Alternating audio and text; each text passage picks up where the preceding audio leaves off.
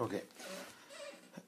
We continue with the writings of Rabbi Messas, and here, let us read the summary of the Teshuvah. And here what it says: the economic consideration is important when dealing with the laws of kashrut. One who cannot afford to buy a special teapot for Pesach can use the regular one. One could also continue using on Pesach open bottles of wine and vinegar.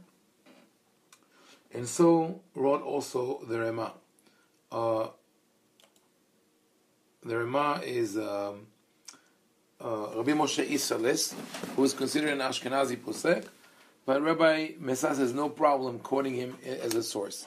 Now what he's saying here is interesting to anyone who knows the way people obsess before Pesach on getting everything kosher, changing everything. He speaks about a teapot for Pesach. A teapot, unfortunately, I don't have the teapot like that here, but if you ever, I'm sure you've seen the Moroccan teapot that, you put the nana, the mint leaves in, and it's brought to the table, you pour from it, it's metal. He says you could use the regular one. It was usually a precious utensil. He also says that you could continue using open bottles. Now, meaning people would be concerned that maybe when you open, there was an open bottle on the table, breadcrumbs fell into it, and now it became hametz. He said it's not a problem. But people that I talk to today, if I bring up this argument of the economic consideration, they say, "Oh, everybody could afford that. What is the problem of buying another bottle of vinegar or another food staples? What is the problem with getting another dish? Today dishes are so cheap." But actually, I got an email from someone who said that her husband just lost his job, and they're in transition, and they can't afford to buy anything new, not even spices or salt. So any lenient opinion could help them with that. So let us go and see the original Teshuvah and see how he wrote it in Hebrew. This is just the summary, and I want to share this. This is also in part 1 of Otzar HaMichtavim, the first volume, Siman Kuf Pei Aleph, which is 181. And again, we see here the personal relationship, and he's not just talking about the halakha, but about the whole emotional element around it. And that is, again, unfortunately, something that's missing from the halachic narrative of today, even with modern orthodoxy or open orthodoxy. You would sometimes hear people talking about the meta-halachic consideration, right? The meta-halachic, they mean people's emotions. That's usually the meta-halachic, or the consequences beyond the immediate result of the ruling.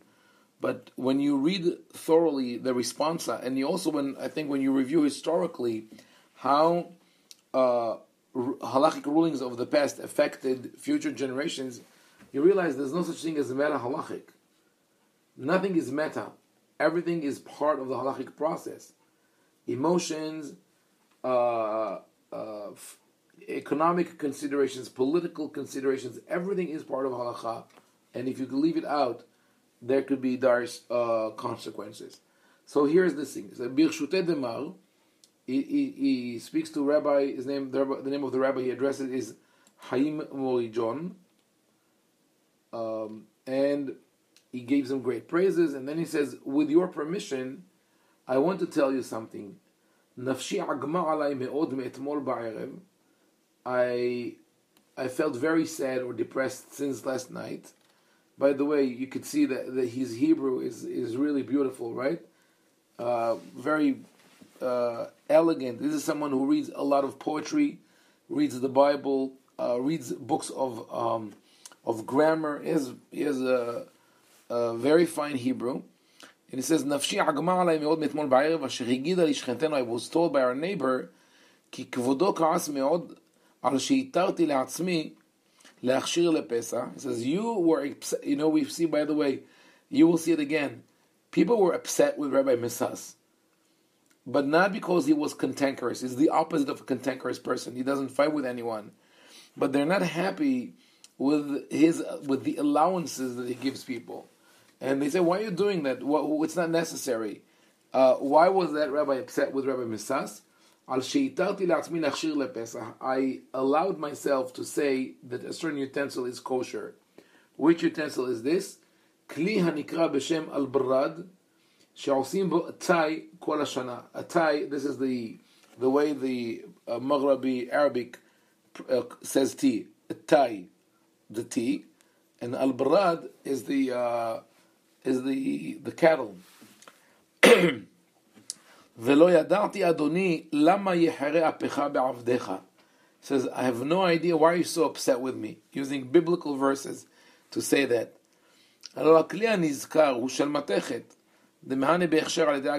This vessel is made of metal, and metal you could make kosher for Pesach by boiling it.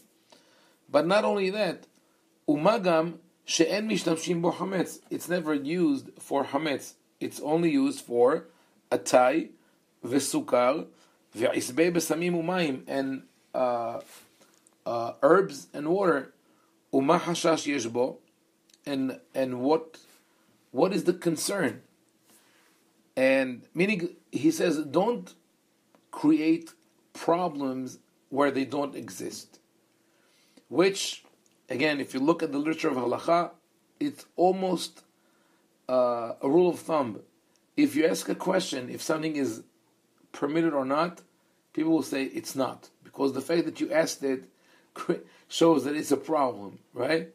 If you ask, for example, if someone said, it goes all the way back to the original halakha.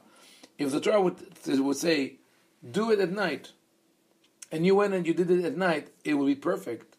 But if you came and asked, what is night? Then we'll start having to define, when does night start? When does night end? What happened if you did it out of the those definitions? So this is a whole process. So he says, don't create a problem when it doesn't exist. It says, I've heard that people argue that sometimes people pour back into the kettle the remnant. They serve tea, and some glasses were not used, or maybe to clean the table, they just pour everything back into the teapot, and then they take it to the kitchen. He says, and maybe there were crumbs and they got stuck into the filter. He says this is hashasha rechoka meod. This is a very improbable possibility, and especially הרחיצה והניקוי שנהגו אנשים לרחצם ולנקותם בכל ערב שבת. He says also, you have to know how the women clean those vessels. And this is another element. You can rule from your office, from your study, from your ivory tower. Go to the kitchen and see what people do in order to clean those vessels, those utensils. And this, how do you clean them? ממלאים אותם מים עם אפר על כל גדותם ומרתיחים אותם על האש ואחר כך מוסיפים עוד לרחצם בחילפין ובורית. And that's he says every Friday. They would go through this very thorough cleansing. And I can tell you, being married to a Moroccan woman and knowing her mother and grandmother, cleanliness is beyond obsession. To the point that one year when we had the Seder, at 4 p.m., a couple hours before the Seder, it was still cleaning and doing laundry and making sure that everything, and then cooking. And the cooking was pushed aside. First, make sure that everything is sparkling. So he says, he knows Rav Yosef Messas also spent time in the kitchen, and he knew how things are done. And it says the utensil is filled with water and ashes and being boiled, and then is washed with hilfin. It's like the loofah, which is a plant. The original loofah was a plant before it became all plastic, and borax is a type of soap, and menakrim kol nikveim b'shipudin dakim, and then they go through all the holes with the skewers. They push through to make sure that nothing is left in, and that's a regular Friday. Bifrat letzorech achsharam lepesach. Achsharam lepesach, for Pesach we do even more. And he says, and despite all that, even though I'm telling you that this is how we clean the dishes so we could use it, tamid haya lanu kli echad miyuchad mishana leshana. We still had a separate one for Pesach. אך בשנה שעברה נשלמו שני חייו של כלי החול ונשבר ומת.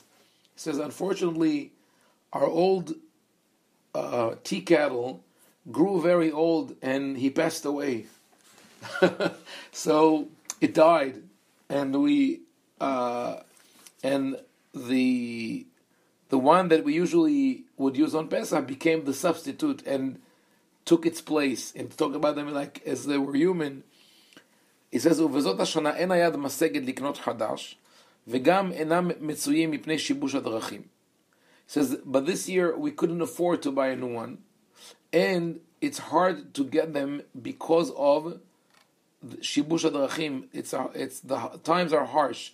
This was written in 1910, so it's just before the First World War. Definitely, it was not easy to travel from place to place. ומפני שמחת יום טוב וכבודו להשתמש בכלי יפה, לכן הוריתי לעצמו להכשירו. He says, because we need also to rejoice on Yom Tov, I allowed to make it kosher. So, you see the full discussion. First of all, he pleads with the rabbi. He says, why are you upset with me? Try to understand me. Don't create a problem where it's unnecessary. Also, try to understand how reality works. He gives him a reality check. Go into the kitchen and see how this thing is cleansed. There's no concern that something was left there. But on top of all that, he says, we were careful to have our own utensil, but it broke. We cannot afford to buy a new one. It's hard to get a new one. And we need to rejoice on Yom Tov. All these things together come to the conclusion that you could use this utensil on Yom Tov, on Pesach. Years later, after this was written in 1910. Probably was 1990, when I was in yeshiva, my teacher was Rabbi Yaakov Peretz, also a great Moroccan posek, and he took it to the next level, explaining that because the metals that we use today are so much better, of a higher quality than the metals that were used in the past, they do not absorb anything. The whole concern of kashrut, that people are afraid to use a dish, a utensil, a vessel, silverware, whatever, that was used for one thing, to use it for another. Let's say if you go to a hotel or Airbnb, and there is a set of dishes there, kosher people who eat kosher would not use them because they say we don't know what they were used for before. And Rabbi Peretz said that was true in the past, where the metal quality was very low and dishes were porous, and they would absorb the flavor from the previous dish. So let's say you went to this Airbnb, and the people before you cooked pork with that dish, it will taste like pork. If they cooked meat, it will taste like meat, etc. But today's dishes don't have that, and therefore there's no need to be concerned about that. I took it to the next level. I wrote an article on that. I showed that really, except for earthenware and stoneware, which you actually have to try yourself, no dishes absorb today. And therefore, at home, you could decide not to use the same dishes for dairy and meat. But in order to make dishes kosher for Pesach, all you need is the regular wash. How do you make sure that a dish, when I say the dish does not absorb flavor, how do you make sure that it's true? It's very simple. You cook very hot peppers in the dish. Let's say take a pot, cook hot peppers, take them out, like ghost peppers, or one of these. If you go to, if you're in LA, go to Third Street, farmers market.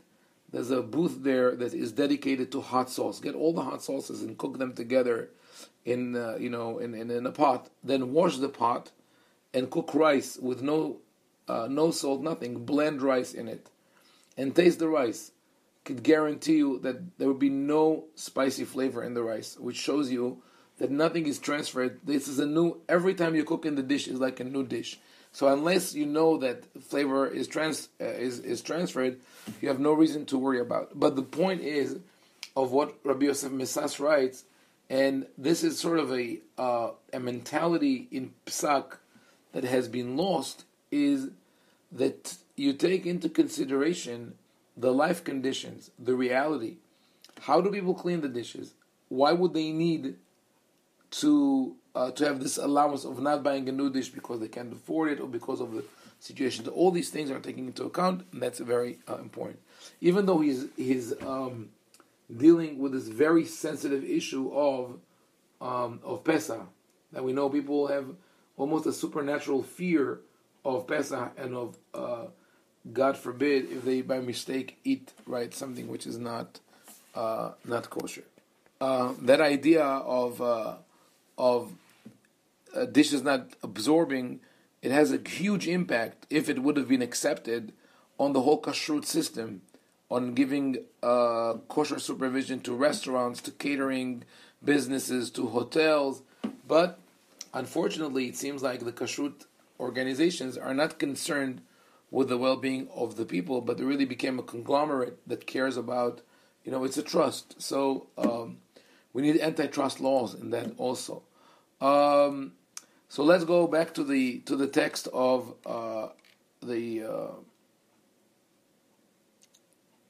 here. Now, completely different field.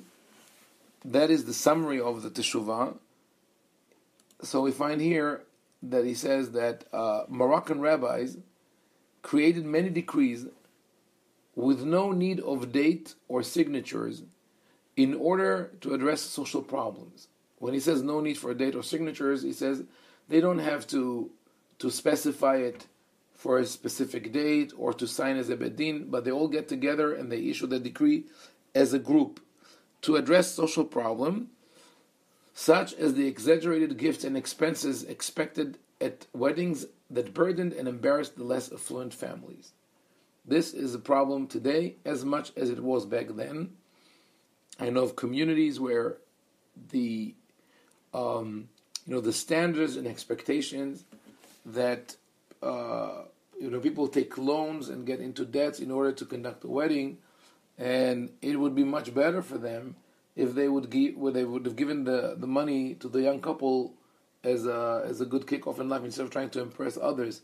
But that is something that, let's go and see how he says it in the original Hebrew, because it's much more elaborate there, and that is in Siman Resh Gimel 203. 1 second.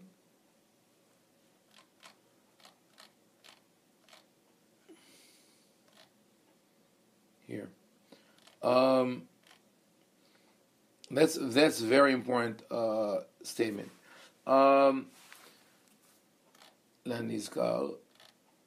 This he writes to a rabbi from France, Rabbi Israel Halevi. That rabbi visited Morocco and corresponded with Rabbi Messas, asking him about the history of Meknes. And this tremendous, this was not part of our discussion, but if you read this book, Otzar HaMichtavim, hopefully will be translated fully to English at one point. He tells the history of the city, exactly which family lived where, all their confrontations with the government, very, very enlightening discourse on the history of Meknes and Moroccan Jews in general. And now here he's getting a letter from Rabbi Halevi that he's going back to France, and he says, I'm very sorry to hear that. He says, so you want to ask me two things. One is Shmot HaSfarim Asher Hibru Chachmei VeRabbanei Meknes HaRishonim והאחרונים, 2 התקנות שתיקנו. So this is an important teshuvah because it addresses the general concept of what was the library of the rabbis of Meknes like. What did they write? And that is also touching on a sort of a painful chapter in Jewish history, especially this has to do with the last 100 years, where the Ashkenazi leadership in the religious world completely ignored or neglected the contribution of the Sephardic communities to the study of Torah. And either they didn't know what they wrote or what they produced, or they knew but they did not appreciate that. And in a way, you could say it even created a sense of inferiority among some Sephardic rabbis. Rabbi Ovadia Yosef, for example, received a prize in the 60s for the 5th volume of his book Yabia Omer. And the committee of the prize is called Pras Harav Kook Lesafrut Yehudit. They gave him the prize. The judges were all Ashkenazi rabbis, and I read the arguments of why he deserves the prize, and he prints them in his book. But they are basically saying this. They say, "Regilim lahshov shekava ora Torah v'ni'adar ma'elut Sfaradit." People think that the light of Torah has been extinguished among Sephardic Jews, but this is not true. Once in a while, there's still a spark of light. This is extremely degrading and patronizing. Saying, here we have the Ashkenazi rabbi saying, we own the Torah, and there's no Torah or no knowledge among Sephardic Jews, but oh, surprise, here's a rabbi who knows something, so let's give him a prize. Meanwhile, there were the continuous tradition, especially in Morocco, in other places as well, of writing and creating in all fields of knowledge, in grammar, poetry, halakha, mysticism, commentary. So this is unknown. So that's important to Teshuvah to know generally what was there. So he says, I cannot give you full information regarding the names. I already told you several times, Beseder HaMeoraot, when I told you the history of the city, כי נשרפו ונשללו מהעיר הרבה ספרים וחיבורים על כל חוכמה וכל מדע. During some persecutions and confrontations with armies of, local armies or invading armies, books were burned and were looted. על כל חוכמה וכל מדע. And they covered all fields of knowledge. And still there are hundreds of manuscripts by the rabbis of the city. Mikol makom, rubam kechulam bli shemot. They don't have a name yet. Each one wrote to himself. It says, krachim, and here's the description, just to know what was what were the fields of knowledge of the rabbis of Morocco. Krachim gdolim uktanim. I'm going to trace directly. Great and smaller volumes filled with wisdom and commentaries on the Talmud, on halachic literature, responsa, homilies, moral teachings, commentaries and new ideas about the Bible, poetry, eulogies, literary texts, letters, and many other things. He says, I also have about 10 books that I wrote about some books from the Talmud, some books from Halakha, and he gives him the names of some rabbis, Verdugo, and the Hassin family, Toledano, Halewa, etc. Now he asks about the takanot, about the decrees that of the Moroccan rabbis. He says, first of all these decrees could be found in the book Kerem Hamar by that Rabbi Avram Ankawa. But besides that, he says there are many other takanot that were written in Arabic and without a signature. Ki na'asu rak le'sha'atam Levatel mehahamon arbe minagim zarim. Says there were certain things that were not written forever because they were, and meaning there was, it's almost like a letter, like a bulletin that they sent to the community, and they were effective because the fact that they are not recorded for posteriority for future generations means that they were effective and what needed to be done was done. He says levatel me'amon arbe minhagim zarim, and that shows us the type of leadership that the rabbis are taking care of the community, not only in what has to do with what people consider the pure halachic consideration, but rather here they speak Brit Milah, Tfilin, Hatunot, when people celebrate the Brit Milah, or when they celebrate the first time the child puts Tefillin, the Bar Mitzvah. So what do? Ribuya se'udot v'atavshilin. They make a lot of food, and they send gifts to each other. HaMeshudach limshudachto, the two sides, the bride and the groom, the fiancés, send to each other. Avia banot, and the father-in-law sends gifts to his sons-in-law, not only during the time of the wedding, but also in the holidays. ראשי חודשים, מוצאי תשעה באב, והרבה עוד כיוצא בזה. So on one hand you come and look at it and say, oh, what a beautiful community, everybody sends gifts to each other, but once it becomes an obligation, you're expected to give a gift on, take from the American culture, how people get so nervous that they have to give gifts on Christmas, right?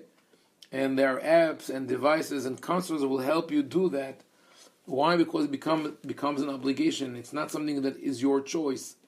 And that's what happened here. And the rabbi stepped in and they said, Enam ela motarot. All these things are luxuries and they are not necessary. Hagormim busha uchlima la'aniyim va'evyonim she'en yadam maseget. They cause shame and disgrace to those people who cannot afford it. V'yesh lovim b'shvil ze ve'enam mishamim, and some borrow money for that. And they cannot pay. And for that reason, they decided to nullify that minhag. So, from this teshuvah, we learn two things. One, of the great diversity in the writing and the learning of the Moroccan rabbis, the rabbis of Meknes, their own writings, manuscripts, that cover all fields of halakha, and second, that their involvement in the life of the community was not limited to the narrow field of halakha, what to eat, what not to eat, but also to things that affected the social fabric of the community. And we'll go back to the summary, the English summary of the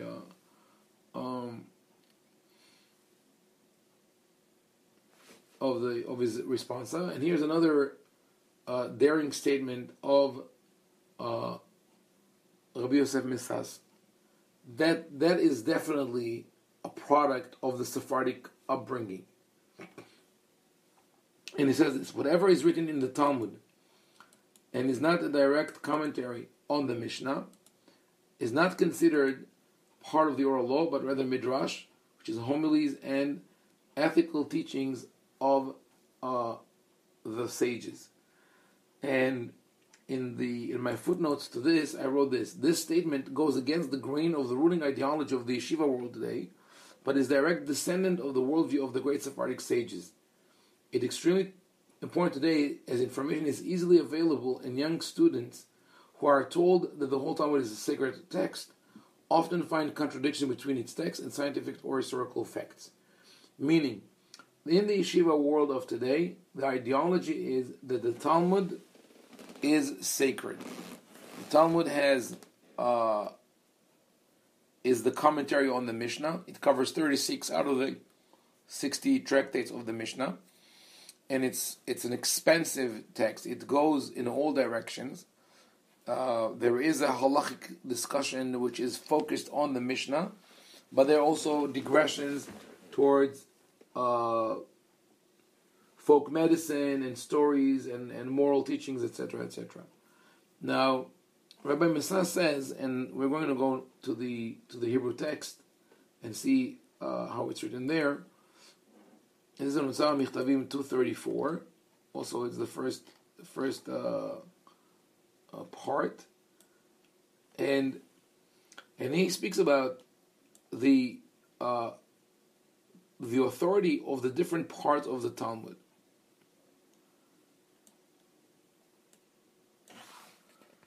The core issue is this: the Talmud is a commentary that kept expanding. There's a debate whether there was a final editing or not of the Talmud. But in the Sephardic world, from the time of Rabbi Yitzhak Alfasi, who was the Rif, at the turn of the millennium, for about 200-300 years, people didn't study the Talmud. They studied the abridged version of the Rif, Rabbi Yitzhak Alfasi, who basically cleared out of the Talmud everything that was irrelevant or impractical. So they took the Talmud with a grain of salt. They did not sanctify the Talmud. They did not see it as something of divine knowledge, but rather as the commentary that human beings wrote about the Mishnah, and they said some things we accept, some things we reject, and we have to understand which part is which. But in the Ashkenazi world, later on, everything became sort of one unit, and especially since the time of the Maharal of Prague and Rabbi Shaya Levi Horvitz in Europe, in Eastern Europe, and that was part of their reaction to the more logical approach of the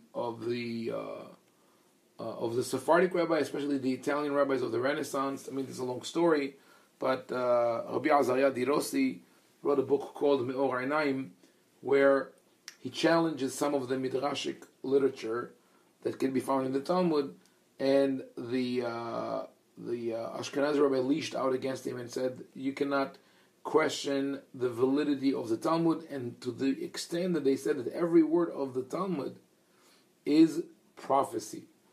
So, and that creates a huge problem, not only today, for the last 300, 400 years. It caused a lot of people to abandon religion.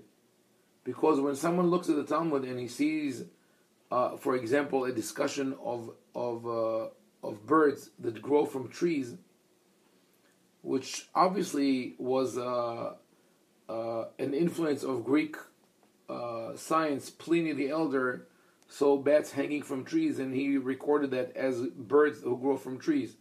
You throw a stick at them, and they all fly from the tree, or other things like that. So when you read it in the 21st century, or the 20th, or even the 19th century, and you say, wait, our rabbis say that birds grow from trees, and they say that this is divine prophecy, so the whole thing is wrong.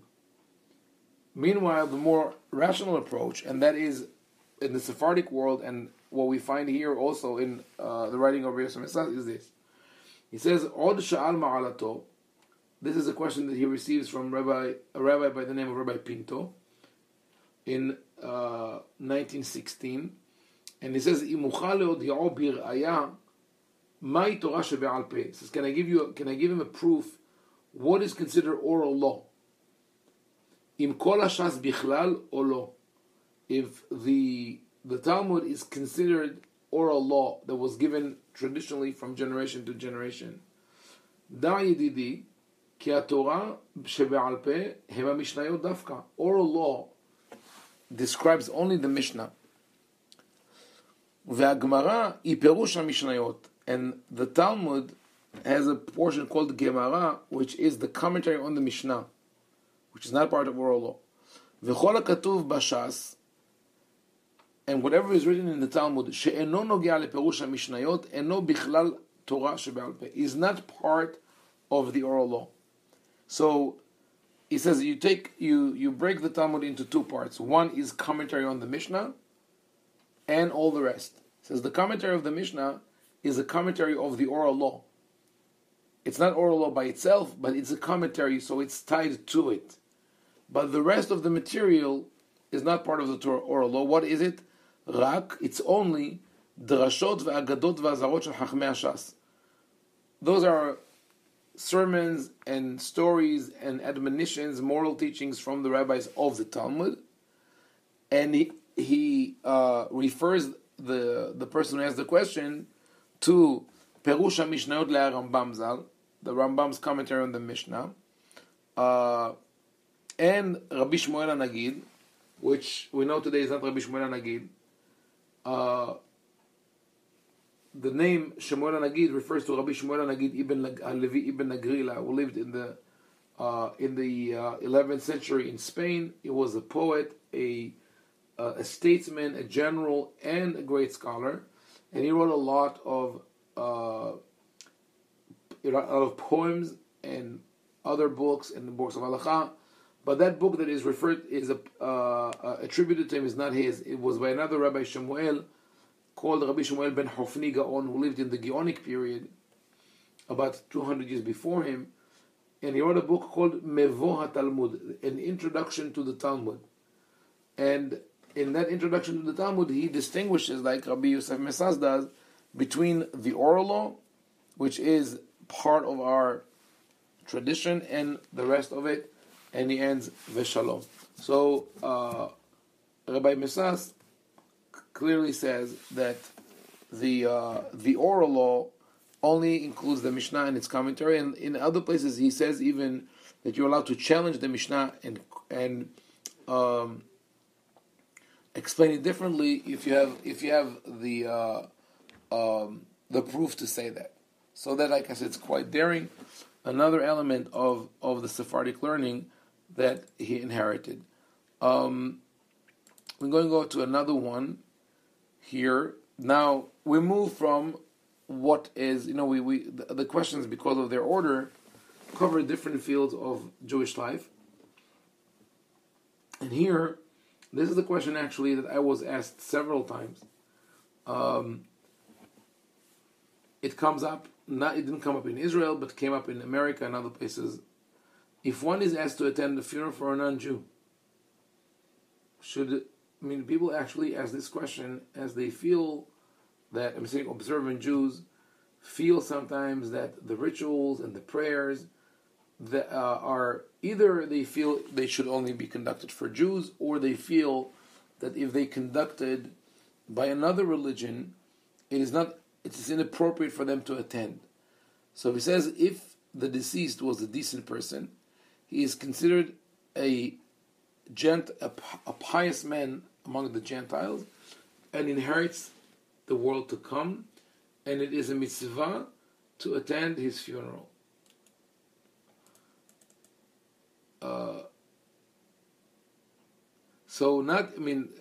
Let's go to the original Teshuvot, and we see what he says here. It's much more than just attending the funeral. Because that you could say he's talking about the permissibility of being in rituals of another religion. But here,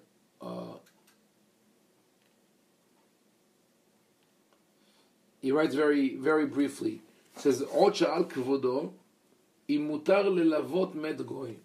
Says, you asked me if you could go to the levaya, to the funeral of a non-Jewish person, yedidi, with an exclamation mark, my friend, meaning, how can you even ask that? He says, davar ze hiyuvahu mishum darchei shalom afilu lapechutim shebahem. He says, just to maintain good relationships with people, you have to attend to a funeral of even someone who's unworthy, even someone who was not the greatest guy, right, or greatest person, but you want to keep good relationships with the family, or you have to go. It says, but if it's a Hasid person, a pious person, doesn't have to be someone who prays with devotion or anything like that. Hasid, in the traditional halachic definition, is someone who is behaving in a civil manner, respects others, respects society, respects the rule of the land, and Hasid Umot Olam, anyone who treated you in a respectful manner deserve that treatment in the same way for him. So that is ruling very brief, very clear. There's no argument about that. One last thing. Let's see if we could see one more halakha from here.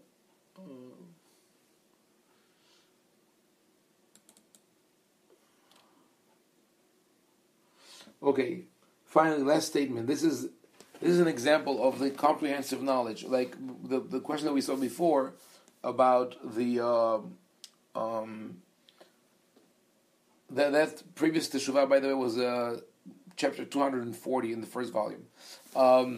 In this Teshuvah, he says that sometimes the rabbis of the Talmud did not know verses from the Bible, and he brings several examples. He says it teaches us to be cautious and critical. This, for some people, would border in heresy. To say that the rabbis of the Talmud were unaware of the exact text of psukim from the Bible, how can you say that? But Rabbi Messas is very logical and very methodical. He read the whole Talmud and he sees that there are instances like that, and he brings them up and he says you have to recognize that this is a reality. And let's look at it in its original text in the Hebrew.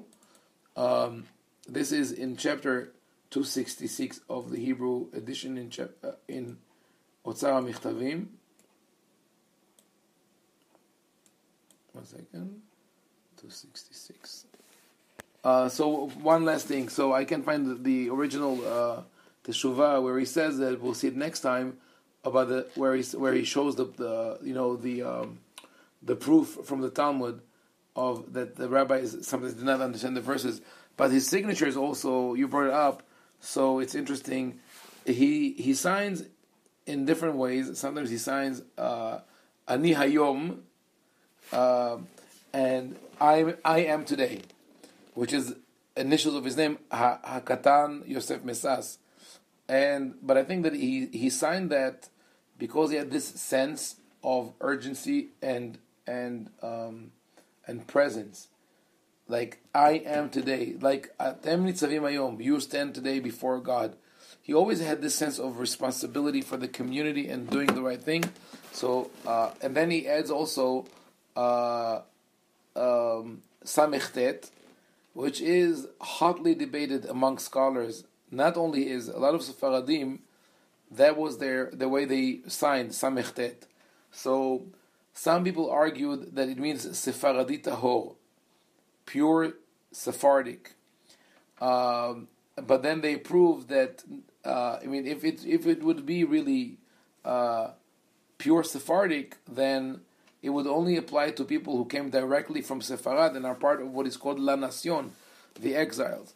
So the two options that people offer, I think based on maybe places where they found the thing opened and not as an acronym, is either Sofei Tav, Sofei, may his end, Tav, be good, may he end well, and other read it as Seifei Tin, his end is dust, meaning this is a kind of a humble signature that we are dust, and to dust we shall return.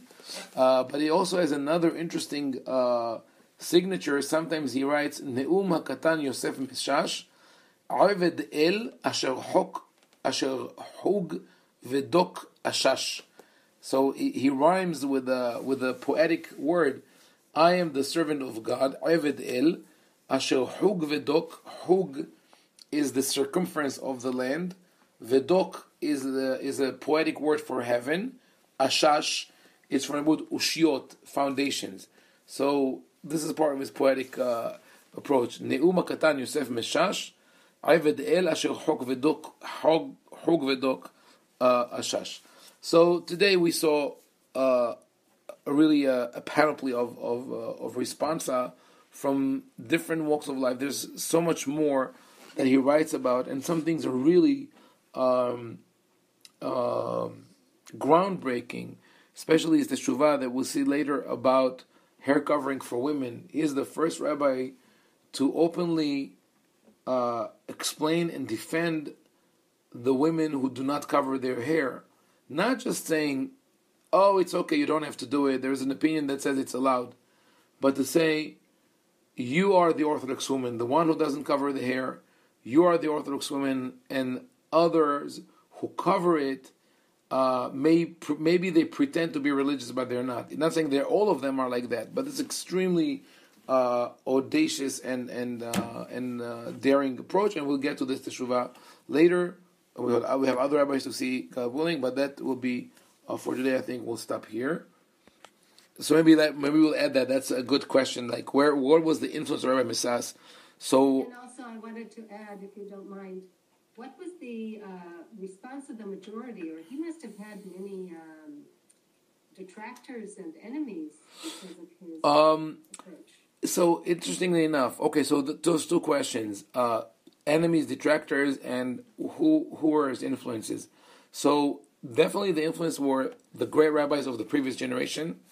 Like he mentions Rabbi Verdugo, Rabbi Haim Ovadia, other great names of the rabbinical world in Morocco that really had a very rich tradition of, like I mentioned before, even over the 1800s, decrees in favor of the community. So the people who argued with him, and sometimes angrily in the beginning, when he was 20, in his 20s, obviously it's understood that people would be upset with him because he's a young guy. What does he know? But with age, the respect towards him grew tremendously. And when he issued a public ruling that they didn't like, they would send him a private letter to ask him, "Did you really rule like that?" But his greatest opponent, you could say, was Rabbi Ovadia Yosef, and that I told you because of a personal thing that went between them, that Rabbi Yosef felt that Rabbi Messas did not support him. And today, his campaign unfortunately succeeded to cause people to think that Rabbi Messas is not enough of a halachic authority. But thank God there are a couple of people who are working to change that. Among them, there's a rabbi in Israel, Rabbi Zermati, who does that. And I worked a lot on that. I created a Facebook page called Rabbi Messas and Friends, which is not, I posted a lot there. Now I send mostly by email. But the influence is that what Sue asked, this could be traced, to a tradition of 1,000 years at least of this kind of leadership approach in Morocco.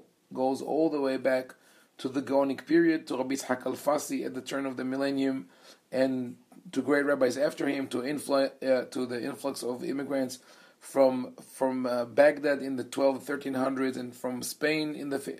So rabbis were integrated with the community. They knew what the community is doing. They were involved. They cared about them. So, of course, it doesn't apply to everyone, but the majority of the great Moroccan rabbis were of that mentality. Just he took it to another level. So, it really we can not cover even the whole literature that's out there, but it's worth it. Like through this Teshuvot, we open slowly a window into all these things. So Be'ezrat Hashem will continue next week.